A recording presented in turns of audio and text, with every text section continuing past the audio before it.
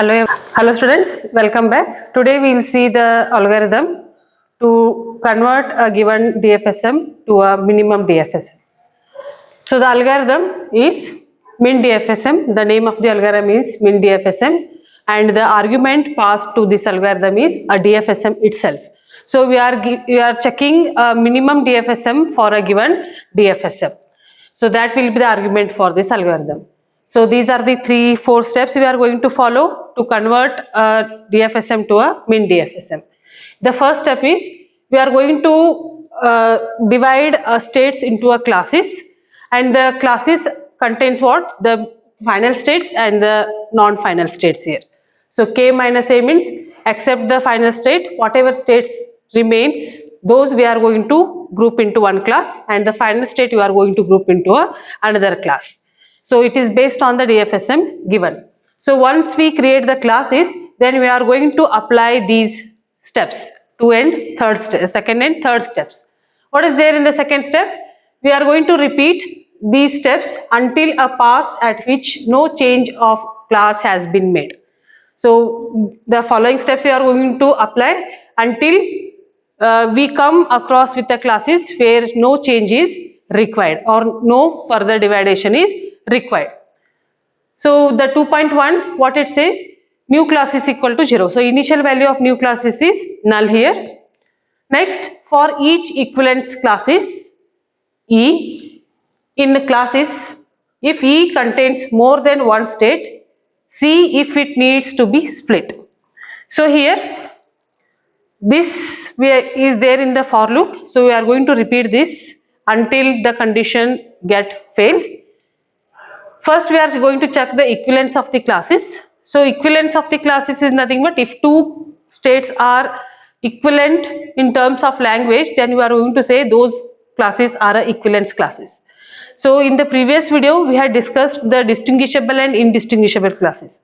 Distinguishable classes means after accepting some input from a current state, if it move to a different states, then you are going to say it is a distinguishable classes.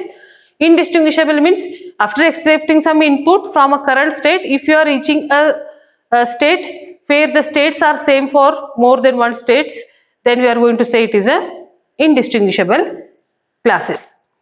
So for each state q in E, do, so we are going to do this for each of the states of the given DFSM, and for each characters of alphabet set we are going to follow these steps.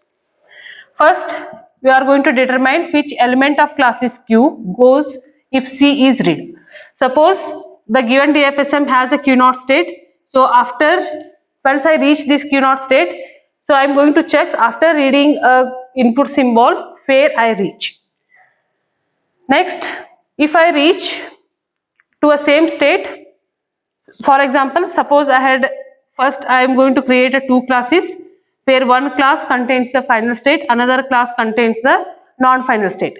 Then I am going to take each element of this class and given input symbol. For example, one is a state and the input symbol is E, A. So after accepting A from one state, which class I belong, whether I belongs to a final class or a non-final class. If the members of a final class belongs to two different classes, then I am going to say these are the distinguishable classes. If they belongs to the same class, then I am going to say these are the indistinguishable. So I am not going to divide this group further. Same I am going to do for the non-final states also. So first I will take one state from this group. I will check for a given input symbols which are present in the alphabet set. Next I am going to check whether it belongs to the same class or another class for a given input symbol. So if it belongs to a final class, then I am not going to further divide this, otherwise I will divide this based on the class it reach after accepting the input symbol C from a current state. Next, so with a state whose behavior is different from its insert those classes into the new class. Suppose if its behavior is different after accepting the input symbol, then you are going to create the new classes and you are going to make an entry in the new classes. If its behavior is not different, means splitting is not required. After that, so this we are going to do for all the states and for all the input symbols. So we go on do this, and we at the end we come across with a new classes, okay, where the splitting is done based on the state they move after accepting the input symbol. So once we calculated all these new classes, then those become a classes for a min DFSM. So whatever the DFSM we get, that is the minimum DFSM, and which accept the same language as the original DFSM. So in the min DFSM, we try to divide, we try to delete the dead states or indistinguishable states from the given DFSM. So after removing all that, we'll come across with a one DFSM, and that DFSM is called as a min DFSM. So we'll take one example and apply this algorithm, so we'll get a clear idea about min DFSM. Thank you.